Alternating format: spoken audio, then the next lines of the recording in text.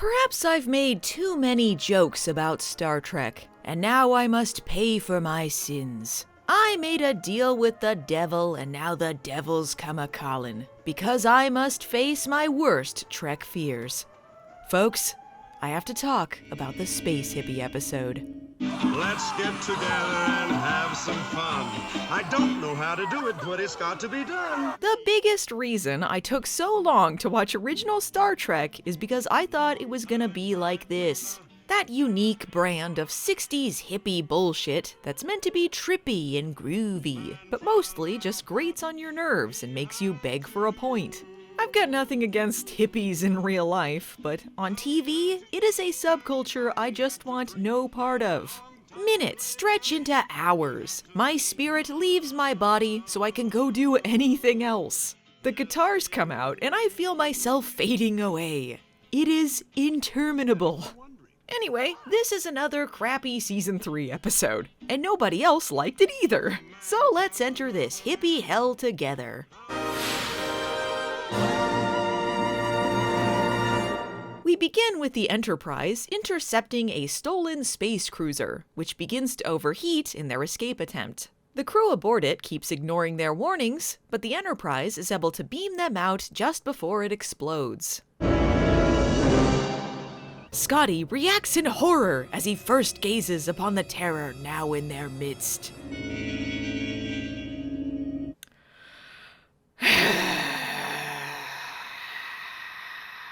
Okay, so we're 2.5 minutes in, and it's just been revealed to us that the featured aliens in this episode are a bunch of annoying hippies who are too dumb to live. And spoiler alert, that's how this whole thing ends. Well, enjoy the next 47 minutes, folks!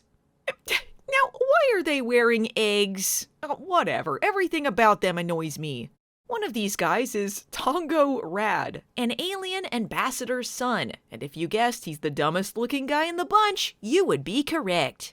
And since he's an ambassador's son, basically, diplomatic immunity, neener, neener, neener. I bet that's what he was gonna tell the ship before it blew up. Can't kill me, my dad's a diplomat! I bet you think the ambassador's son will be the main focus. No, it's actually cauliflower ears over here. I guess it's a lose-lose situation no matter who they decided to focus on, because who cares?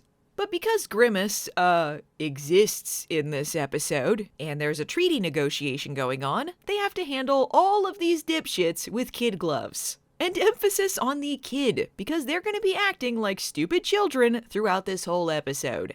No go, no go, no go, no go. Spock! Set phasers to kill! Also, hope you like the running joke that they keep calling everyone Herbert, because you're gonna hear that a lot. We're not in the mood, Herbert. No, Herbert, it's no go. Herbert? I am not Herbert. He's not Herbert. Oh, Herbert. Herbert, Herbert, Herbert, Herbert, Herbert, Herbert, Herbert, Herbert, Herbert, Herbert, Herbert, Herbert. You might be wondering what's so funny about the name Herbert. Well, it was an inside joke referring to studio executive Herbert F. Solow, and I guess it's some sort of dig at him? What does Herbert mean? Herbert was a minor official, notorious for his rigid and limited patterns of thought. I know, you're laughing, right? In universe, I don't really know why Spock would be familiar with this minor official in-joke created by space hippies, but I think we can all agree the stretch was worth it. Well, Spock, this is getting really dumb. Are you sure we can't beam them into space? That would be unwise, Captain, if I may. Peace, man. That's offensive. Well, I tried. Beam them out. Anyway, these annoying space hippies are seeking the planet Eden, which Kirk derides as a myth. They've dealt with a lot of silly crap on this show, but an idyllic, primitive planet? Preposterous! Hope they don't find it later after like 2 seconds of searching.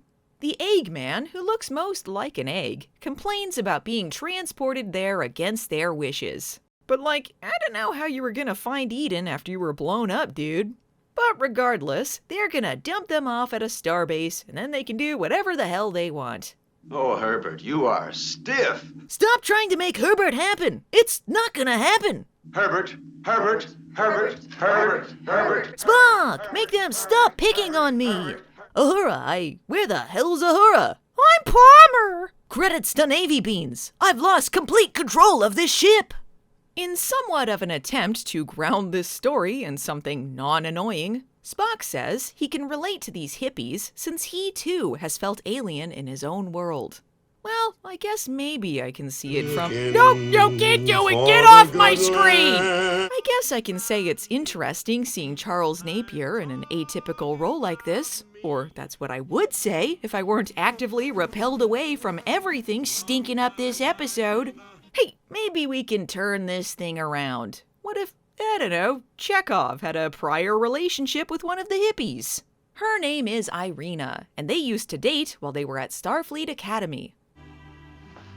No, get out of this shot! We don't need you wandering over! There's not even a reason for this. They just creep up and smile at them simply to be irritating. Chekov is pissed. Irina was a scientist. How could she give that up to wear revealing clothes and finger paint flowers and hang out with a bunch of dang space hippies? It just makes no sense! It's the 23rd century! Why would hippies even still be a thing? Come on! Hey guys, can I get a line? Absolutely not. Who do you think you are, Palmer? I'm Palmer! Oh, Pavel, you have always been like this. So correct. But has he? You might notice at this point that Chekov is acting awfully stiff and out of character. Not the hip, monkey's wig wearing cool guy teenagers were meant to find appealing. Well, there's a reason for this, and that's because these scenes were originally meant for Kirk.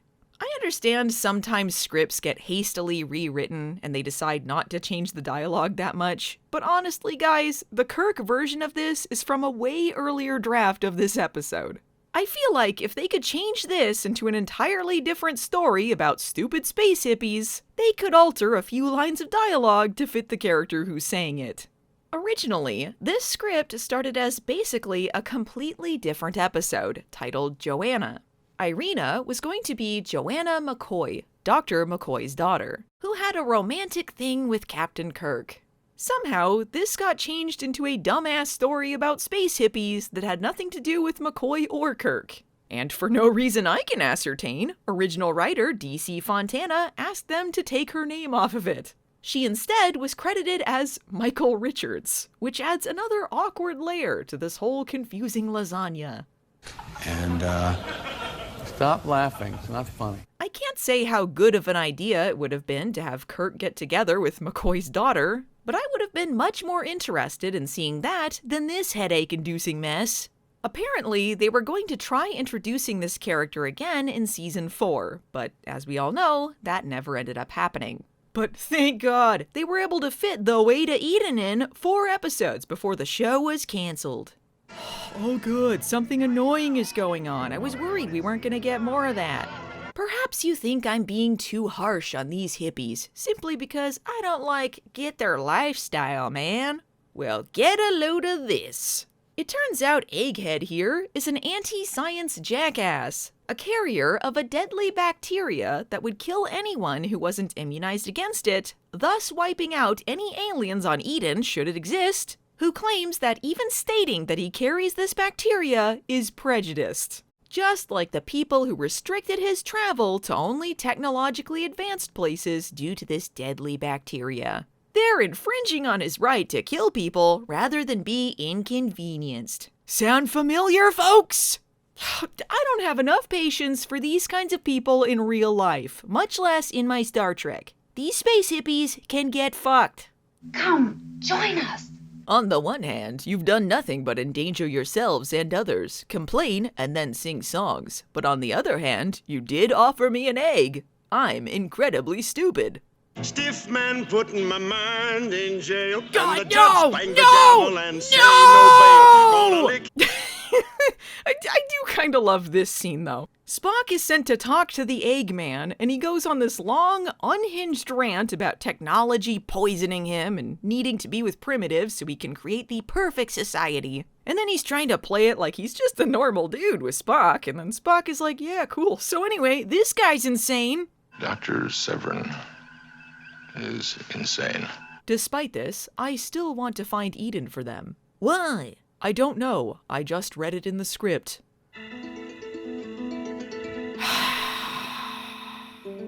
I just realized we're all incredibly thick. Oh, don't mind me. Just being stiff always needs to be right, Chekov, like I've always been.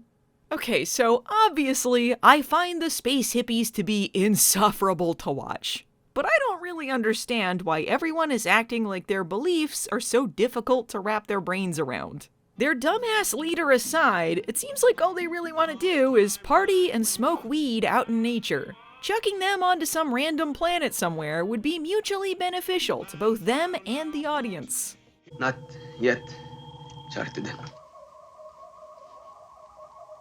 Well, I guess we didn't have any other coverage to cut to there. Pretty awkward, huh, folks? Man, Chekov is even throwing in the same Shatner pauses. They aren't even pretending this dialogue was intended for him. They contain the sum of all human knowledge. They solve our problems of navigation, of control, of life support. Shut up and kiss me, Captain Chekov. Despite the fact Chekov just explained that they're trying to find Eden for them, the dumbass hippies act like they've got some sneaky plan now that they know about auxiliary control, and now they're gonna convert everyone else to space hippie somehow. Who cares? Ha ha ha, somehow I'm involved with this. I'm talking about you.